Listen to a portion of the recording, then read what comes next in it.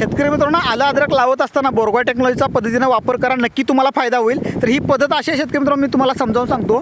पहिला सुरुवातीला आपल्याला बेड अजिबात तयार करून घ्यायचे नाहीत. रान फक्त खूप चांगल्या पद्धतीने तयार करून घ्यायचे आहे. रान तयार केल्यानंतर 2 लॅटरल टाकून घ्यायचे आपल्याला, आणि हे 2 लॅटरल म्हणजे हे लॅटरल ते हे लॅटरल 5 फुटाचे बेड आपण बऱ्यापैकी पाडल्यासारखं अंतर तयार केलेलं आहे. आणि ह्या 5 फुटामध्ये म्हणजे असे 5 फुटाचे 3 लाईन इकडे तयार केलेले आहेत आणि इकडं परत 6 लाईनमध्ये सोडलेले आहेत. तर असं का केलेलं आहे, तर मधून ट्रॅक्टर जायला आपण वाट केलेलं आहे.